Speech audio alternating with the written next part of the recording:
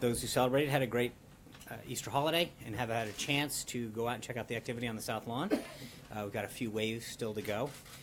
The President and the First Lady welcomed thousands of families here to the White House this morning for the 139th annual Easter egg roll.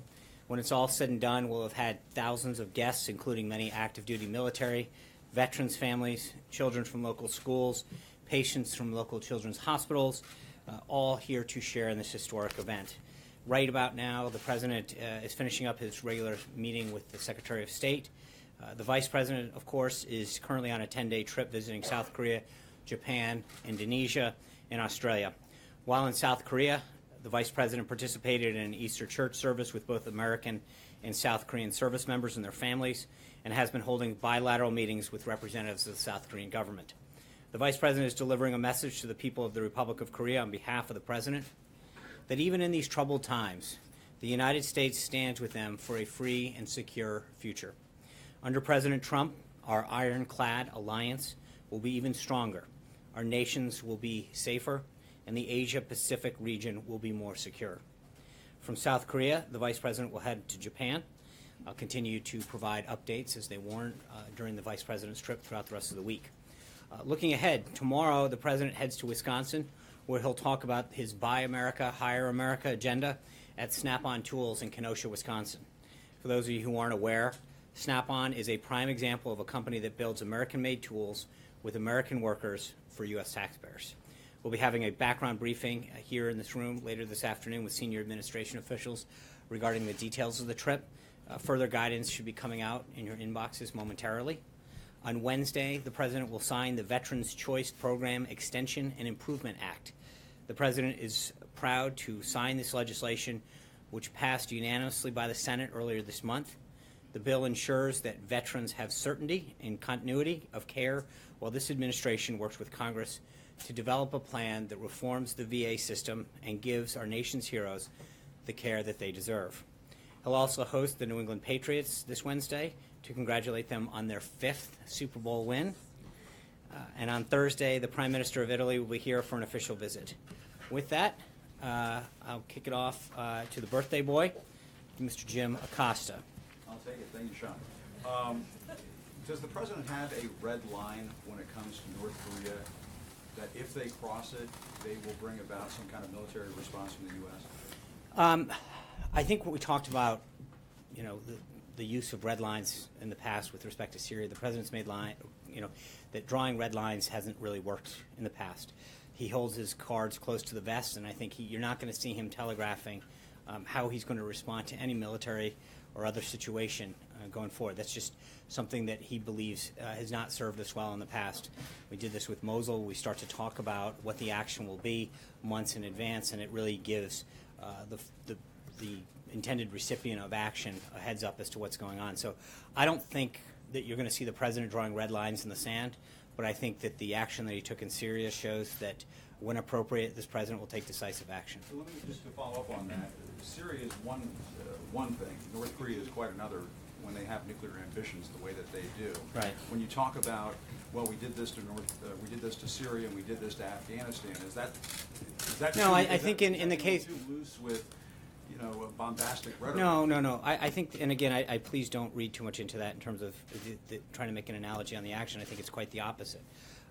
But I think with respect to North Korea in particular, the President had a really good meeting with President Xi down at Mar-a-Lago, where I think he's spoken extensively about the relationship that they made down there, and that they continue to work to improve. And the results of that are paying off. I think you see China playing a much more active role with respect to North Korea, both politically and economically. That they can continue to apply pressure to achieve results, and I think we're going to continue to urge China to exhibit its influence in the region to get better results. But North Korea did launch that missile. I understand that, and it failed. We're well aware of what's going on. We monitored that situation. The President was kept up to date, as you know.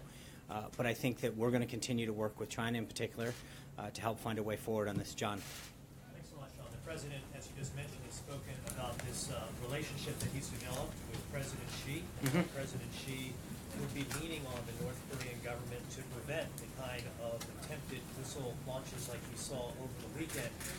It seems as if that effort in terms of leaning on North Korea did not work.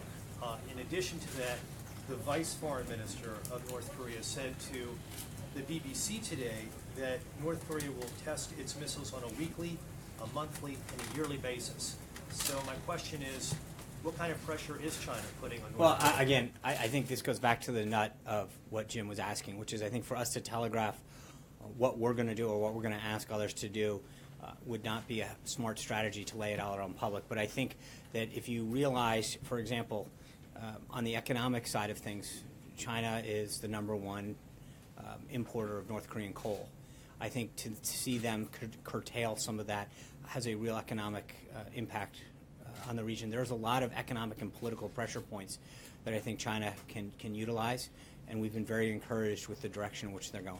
But it seems as if North Korea is essentially, just based upon what they tried to do over the weekend, thumbing its nose at even China because of what they attempted to do.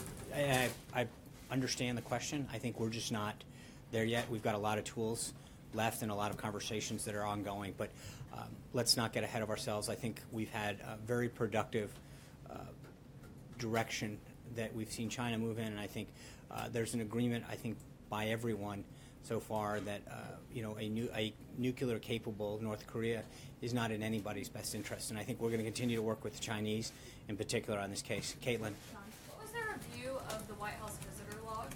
What was the extent of that review?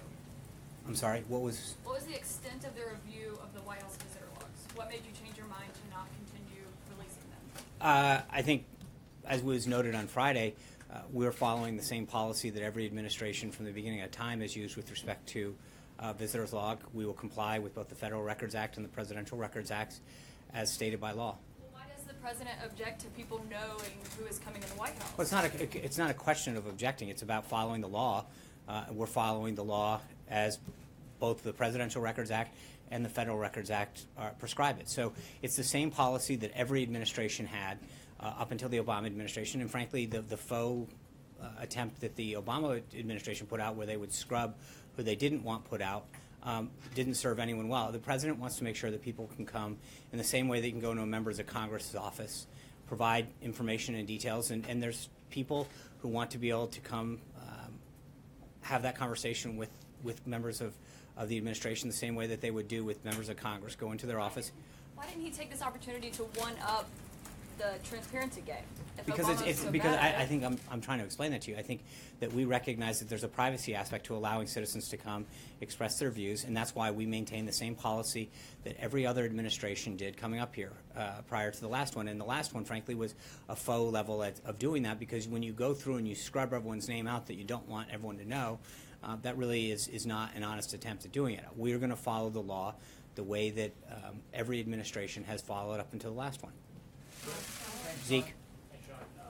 Following on Caitlin's question, the rationale given Friday for the business log reversal was that for both national security and privacy concerns, both of those were clear exemptions in the Obama administration policy, which led to that scrubbing that you described.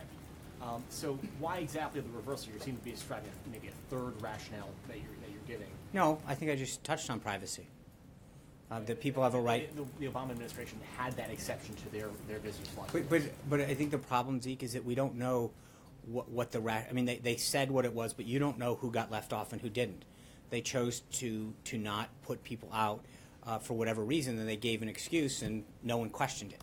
So the question is, but I think the bottom line is, as I said to Caitlin, is that we're going to have the same policy that every president has had through time.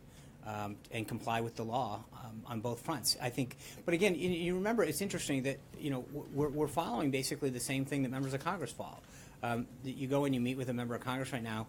That there's an option for people to be able to go and express their opinion if they want to make it public. Who's meeting with them? And in a lot of cases, we do. We bring in you guys to probably a greater extent than it's happened before in terms of pool spray. We list participant lists. But I think there's an opportunity sometimes for the American people who want to come and have a conversation and not become, and be able to share their view. So again, but remember, this is the same policy that every president and every administration has followed. I'll grant you that. But Thank you. this president, entered office running a campaign saying he was going to drain the swamp. So under this existing policy, a lobbyist, the president has decried, on the campaign trail and stop a Washington insider, members of the swamp can walk into the White House, and there is no recourse to the public to hold the president to account. I think you guys, the visitor logs to all the White House components, OMB, the Council of Economic Quality, U.S. Trade Representative, Office of Science and Technology. What I'm saying is all of those are subject to the Federal Records Act. We're complying with all that, and we're complying with the Presidential Records Act. My point is that, look, this is the policy that's existed from the beginning of time since they were kept, and through the last one. And the last one was a faux attempt at that. Again, it's not really being transparent when you scrub out the names of the people that you don't want anyone to know were here. And so I think that we've made a decision to stay in line with the law and follow the same procedures that everyone else has maintained. Trey. Thanks, Sean. On North Korea, is the president prepared to act alone, or does he feel that Congress should be somehow involved in the process if any decision that includes the use of force is made? I think he's going to utilize the powers under the Article 2 of the Constitution. I think what you saw with respect to the action that he had with Syria, he made sure that members of Congress were notified of his action in a very, very short amount of time. We're going to continue to seek their input on the policy overall, and then make sure that they're notified. We'll do that. But I think the bigger consultation issue is what we do with the larger world community and have that dialogue, as I've mentioned earlier, to make sure that every country that can is putting the appropriate level of economic and political pressure on North Korea to act in a way that helps us. Eamon? Thanks, Sean. With tax filing day coming up, is the president going to release his 2016 tax returns, given that we can assume maybe that those are not themselves under audit, which is the... No, you can't. They are. I think it's been covered before. It's the same thing that was discussed during the campaign trail. The president is under audit. It's a routine one. It continues. And I think that the American public know clearly where he stands. This was something that he made very clear during the election cycle. Excuse me. And hold on. And so the one time that it was done, I think the people understand, how successful the president's been and how much he's paid in taxes. So, but it's the same. We're under the same audit that existed, and so nothing has changed. As you know, the IRS never comments on individual taxpayer Right. information.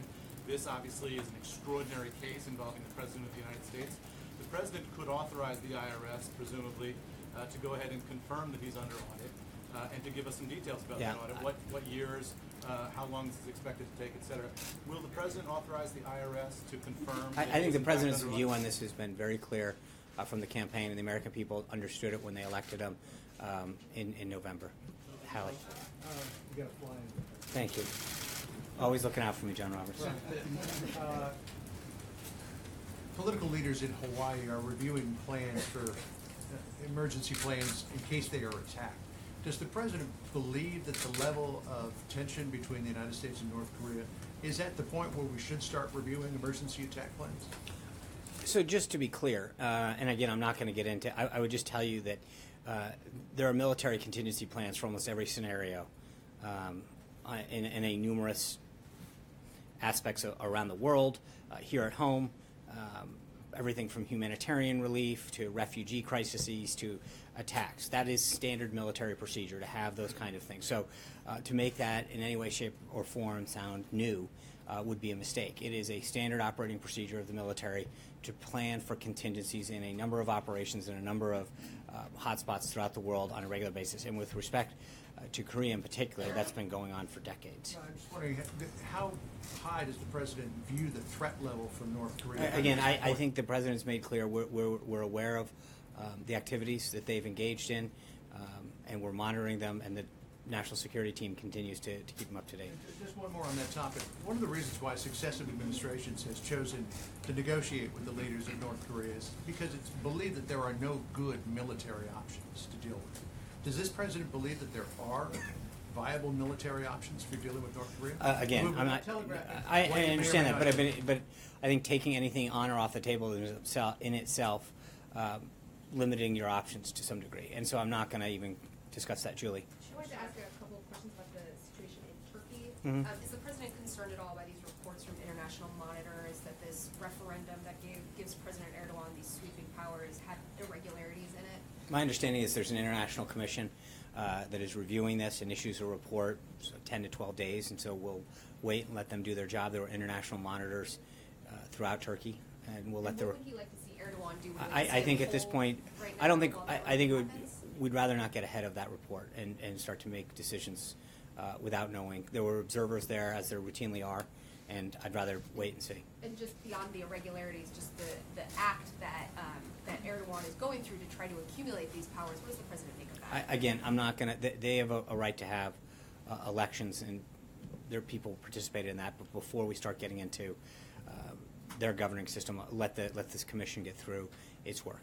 Steve? Sean, when Vice President Pence says that regarding North Korea, strategic patience is over, Right. what does that mean exactly? The era of strategic patience was a policy that the Obama administration enacted to basically wait and see.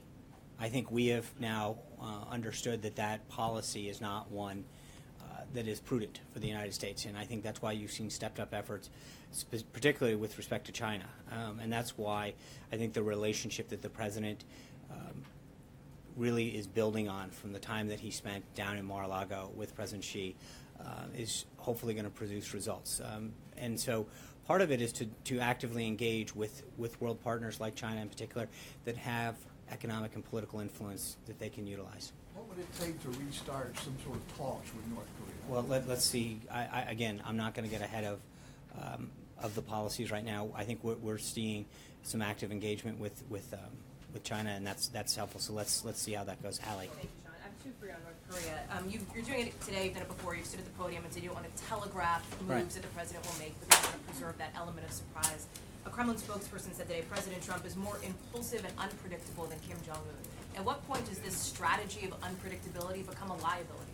Well, I respectfully would disagree. I think that the rest of the world, when he acted in Syria in particular, the world community, not just the world community, but here at home, on a bipartisan basis, applauded the president's actions.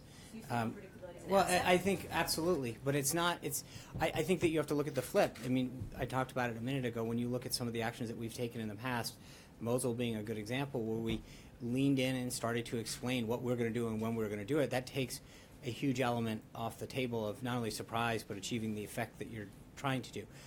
So the world community, and especially the more that he meets with world leaders in developing relationships, repairing relationships, and reasserting the U.S. place around the globe, it should be a reassuring to not just us here at home, but around the globe. People are excited that the president is taking action, and decisively so. You've made it clear that you're not taking options off the That's table, right. including military options. Defense officials have estimated for a long time that war on the Korean Peninsula will cost thousands of lives. It could economically devastate South Korea. Is this to be read then as an acceptance of that risk by the Trump administration? No, it's again. I think the point is that if you get into a series of hypotheticals about what you will take on or off the table, will we do this or not that? At some point, you really start to narrow your options, and I think the president has long held a strategy that doing that begins to give the enemy, the opponent, whatever it is in any particular case, whoever he's, even if it's just a negotiation, the options of knowing where to go and where not to go. And so the president's been very clear that not taking options off the table gives us a stronger hand. So do you accept the risk of war? I didn't no, because again, by what you're trying to do is to get us to take something off. I think at the end of the day, we will always act in America's best interest to ensure that our national interests are protected. And so if we were to say that we're taking something off the table in any way, shape, or form, that would limit what we have to do. We are going to make sure that we do what we have to protect our national interests. And obviously, with respect to South Korea, we've been very clear. The Vice President spoke very clearly about the need to strengthen and cement the alliance that we have with South Korea during his visit. I don't mean to belabor the point, but I just want to be clear because I want to flip the coin, right, which is something you talked to us about. If you're not taking options off the table, if you flip it then, that can be read as you're accepting the fact No, that I the think that's a crisis could stretch. escalate Right, in South Korea. that's a stretch. I think don't. That's the point. I'm not. No, it's not a question of taking the risk or not taking the risk. Again, you can start to go down a very dangerous path of, will you use this, will you not use that? The president's very clear, and I think everybody who's been briefed on him, and I think when you look at the quality of the national security team that's surrounding him, by all accounts, probably the best in our nation's history in terms of all across the board. You know that the president is getting unbelievably sound and strategic advice on how to protect our national interests. Brian. Last week you dismissed, I think it was when Hallie asked the question, you dismissed North Korea and said it isn't a threat if you can't go through with it. So what changed? What's our goal in North Korea? What's the strategy? And what's your response to the critics who say that this is just blue smoke and mirrors to hide some of the problems on the White House staff and some of the failing domestic social agenda?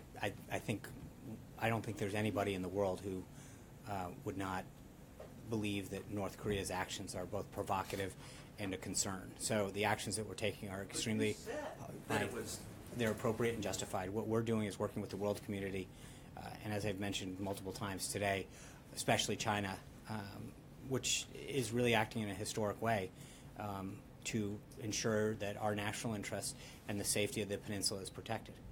So what about the follow-up there is what about the criticism from people on the Hill who say you're just hiding a domestic agenda that isn't working? I've never heard that. I haven't heard that criticism. Well, actually, I have. Okay, well, then we travel in different circles.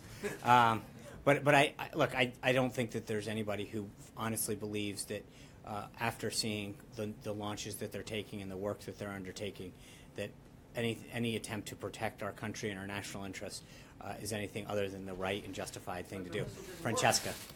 Thank you, Sean. This morning in an interview, you referred to the missile launch as an unsuccessful military attack. That contradicts what other White House officials have said. It was an unsuccessful launch. Okay, so you just misspoke in the Fox and Friends interview. There's no specific evidence that this was some sort of No, attack. it was an unsuccessful missile launch. Okay, thank you. You're welcome. Glenn. Sean, you talked about strategic, the end of strategic patience, two questions, in the context of attempting to expand China's role in pressuring North Korea. Do you believe China has the power to change North Korea's behavior if they choose to do so? And then a follow-up. That's a good question. I think they can definitely try. There's economic and political points that they could be pushing. Whether or not they achieve that outcome is yet to be seen. But I think that there's a lot of influence that they could exhibit in both of those areas, and we'll have to see. And that's, but it's clearly the prudent thing for the president to do to try to build that relationship with President Xi and see if we could achieve an outcome that's in all of our best interests. Jonathan. How concerned are you that the uptick in the language, the bellicosity, tweets could potentially provoke unintentionally military action? I mean, is there a concern that a lot of the words that are being thrown around could have an unforeseen impact? Just explain to me, from the president's thinking, how concerned he is of the risk of an unintentional conflict. I don't think that that's there. I think we're taking all the appropriate and prudent steps. Jonathan. I've got a question on North Korea and China, but first to follow up on the tax question. You've been asked about this obviously 1,000 times. Thank you. You always talk about, well, under audit, the president says under audit. Is it time just to say once and for all, the president is never going to release his tax returns? We'll have to get back to you on that. If you want, I mean, really? Really? Well, he may. No, I said I'd have to get back to you on that. I think that he is still under audit. The statement still stands. Okay. And on North Korea, you said that China's playing an active role, even sort of an historic role right now in pressuring the North Koreans. What are they doing? Well, again, I think that when you look at both the economic front, coal in particular, that is North Korea's number one export. I think that they have taken some very helpful economic actions and exhibited positive signs on the diplomatic front as well. But again, this is something that is an ongoing conversation built on the relationship that the president established with President Xi. And I think that, as the president has noted before, I mean, we'll have to see. But it is encouraging the signs that China is showing. And the president suggested there was a quid pro quo in terms of not declaring China a currency manipulator because they were helping or going to help with North Korea. So if China does not adequately put pressure on North Korea, is he going to go back and declare them a currency manipulator? Yeah, so there's a couple things on that. Number one, they haven't been manipulating their currency since he's been in office. That's a fact. Number two is I think the president's tweet said clearly to do so at this time would not be prudent.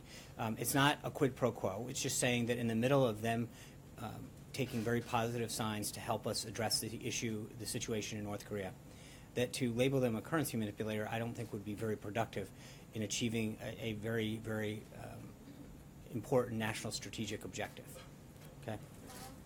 Sean, on both the taxes and on the visitor logs, there are now ethics experts on both sides of the aisle who say this is the least transparent administration in decades. How do you respond? Well, I think that we've taken several steps to allow people's access to this White House in terms of, in particular, the press. We hold regular pool sprays where we bring people in, we release participant lists. We give press the opportunity to come into the room, see everybody who's there, hear part of the discussion. So I would respectfully disagree with that. Abby? Sean, there's a new Gallup poll out today showing that 45% of Americans don't believe that the president will keep, only 45% believe he'll keep his promises. That's down 17% since early February. Given some of his reversals, especially in the last week, does he risk being seen as a flip-flopper? I don't think so. I mentioned it on the currency, on NATO. We talked about this last week. The question in my mind is looking at the issue and seeing, and I mentioned NATO, I think Matt asked it last week, where there are certain things, and again on NATO, if you go back to, I think it was September 29th of last year, he was talking very specifically about some of the moves that he was seeing NATO make in a positive direction. And already at that point encouraging them. In the case of China, they aren't, since he's been in office, manipulating their currency. The Treasury did issue a report on Friday that put them on a watch list with a number of other countries. So I know that it's easy to just take an issue and say, well, he's not, make it seem very black and white. But on these particular issues, you can see that there's movement to the president's position. I would argue that he's achieving a lot of results on the issues that he talked to the American people about. When you talk about the big issues that he promised the American people, in terms of immigration, you see immigration's down 60% at the border. On jobs are coming back over and over again. You're seeing companies talk about new job creation here, new manufacturing here.